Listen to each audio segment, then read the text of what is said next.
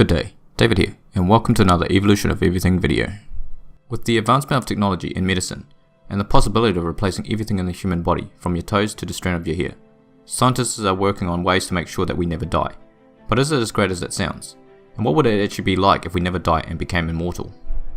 You may have heard the argument that if you're alive in 30 years, you'll be alive in 1,000 years, because exponential advances in technology will allow us to stop and ultimately reverse the aging process.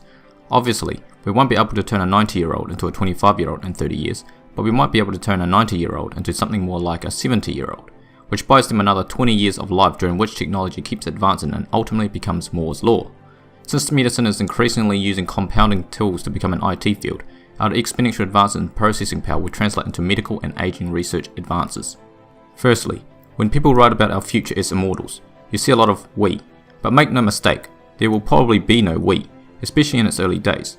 No one will be granted access to immortality, whether it be achieved through medical or technological means. Immortality granting technology would certainly be the most valuable commercial product in all of human history, but it's probably not going to be given out for free. Sure, it might eventually be made available to the middle class as something like a subscription-based service, once the technology is advanced enough that it can be scaled on that level in an economical, feasible way. But in its early days it will be insanely expensive, both because it will be extremely advanced technology, and because people will be willing to pay for it. In fact, there's a fair chance that immortality technology will widen the gap between the rich and the poor. Most people would pay any sum to prevent their own death or the death of a loved one, even if it meant going to tremendous debt and essentially becoming a debt slave. So, if people are willing to pay the price, then what incentive do you think immortality companies will have to lower the prices? Until the technology is cheap enough to be truly universal, prices will stay high, shareholders will stay happy, and the rest of us will scrimp and struggle to keep ourselves and our families alive. Now, the medical immortality is the idea that we'll be able to reverse the biological aging process and eliminate the diseases that kills us. But is it as good as it sounds? Well, first and foremost, our brain capacity is limited. This is the reason why the older you get, the harder it is to remember details of things that happened when you were young. There are so many memories you can store and recall efficiently, and the higher they pile up, the harder and slower they are to recall at a moment's notice. That's a problem, because we do this virtually every part of our daily lives. The end result is that even if you stay biologically 20 years old for 200 years, you're probably still going to have the slow, embarrassing brain of a 200-year-old person. However, some have argued that we could simply replace our brains with a superior synthetic model, although the possibility of this is fiercely debated within philosophy and science. After all, would we still be the same person? How could we ever conceivably transfer personhood to another construct? Even notice how time seems to pass more quickly as you age? It's a well-documented and explained phenomenon. It originated from the fact that the older you are, the smaller portion of your life a period of time is perceived to be. At 10 years old, a year is 1/10 of your entire life, while at 100 years of age, a year is 1/100th of your life, and so the year is perceived as shorter. There's huge debate within psychological and philosophical circles about whether there is a limit to this phenomenon, and whether we will perceive days as becoming progressively shorter and shorter into infinity. Regardless, the side effect of this phenomenon is that memories will eventually fade into one convoluted mess, and you'll be unable to distinguish non-notable memories created 10,000 years ago from those formed 9,000 years ago. So your perception of time would likely be extremely warped. We'll probably become lazy beings. Having the knowledge of fast approaching death often provokes humans into fulfilling their dreams.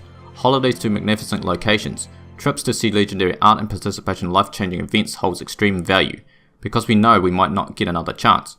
But when eternity is available to us, along with the possibility of experiencing all that life has to offer, many experiences will seem to lose their value. What is the point of mastering the sciences, learning the arts, and engaging in humanities, if you and everyone else has eternity to do so? As purposeless demigods, humans may simply end up engaging in extreme forms of hedonism, as they desperately attempt to give their existence some form of meaning. Also, being medically immortal doesn't necessarily mean that you're actually immortal. It just means that you won't die of old age or possibly diseases. Instead, you might die from an accident, or homicide, or a war, or meet some other violent end. And even if you're okay with that, think about the absolutely brutal effect that it will have on your friends and family in a world where people no longer have to die. Now, death sucks, but at least it's fair, as we all die. In a world of medical immortality, that is much less true, and every death is a sudden, unexpected shock that seems all the more unfair, because had you not been hit by that truck, you could have lived another 500 years. Now, if everyone from the 18th century and earlier were still alive today, we'll still be segregating races and practicing misogyny. Death is the only means by which society can permanently rid itself of the tyranny of the elders, and thus progress ethically. The views held by those within the society that achieves immortality would be the views that will be held for the rest of eternity. Death will still occur, by murder for example, but it would occur far too slowly to allow social progression. The only solution would be mass psychological conditioning and reprogramming, but then who would decide once and for all what is just? Then of course there are all of the social problems, such as overcrowding. Immortality would strengthen the human habit of destroying the natural order. Death is an essential component of any healthy ecosystem. Without it, we run the very serious risk of overpopulation. This in itself leads to global decay, as we put huge strains on the Earth to cater to the ever-expanding needs. A notable solution might be to relocate ourselves to other planets, but as with all things, they too would eventually experience the pain of the human disease. There would be other social problems such as limited resources, the total pointlessness of the prison system, the elimination of retirement, and a stagnation of social, economic and political systems as the old never die off to be replaced by the younger generations. That may seem like a lot, but it's really just the tip of the iceberg. Death is a powerful force that has been motivating human behavior forever. Taken out of the equation will change everything about human life. Sure, you'll be able to live forever, but the implication that this causes might not be as great as you think, and might cause more problems than it actually resolves. Before I end this video, there's another concept worth mentioning. It is the concept of digital immortality. The idea that we become immortal not by conquering disease and aging, but rather by uploading our brains into the cloud. This actually resolves a lot of problems associated with medical immortality. The human brain's limitation can be artificially patched, and there is no real overcrowding or resource consumption issues when millions of people can potentially be housed on a single server farm with no need for any material goods, and your digital self could theoretically be inserted into any kind of simulation you wanted. If you wanted to literally live for eternity as a god, that could theoretically be arranged, so long as there are some friendly robots at your server farm who can maintain the power and such. The problem with digital immortality is that whether or not it's actually you in the machine is at best debatable. What most people have proposed is essentially a software simulation of you that's essentially a perfect copy of your real brain. As such, it would be capable of speaking, acting, and learning just as you do. But would it really be you? Could your consciousness be transferred into the computer? Or would you simply die and be replaced by the digital copy of yourself? Perhaps some kind of consciousness syncing is possible, but the latter seems far more likely. Probably, you'll make a copy of your brain before you die, and then you'll die. The program will live forever, but your consciousness, the you that's watching this video right now, will go dark forever. This might still seem palatable. If we have to die, why not leave a legacy via a digital copy of ourselves for posterity?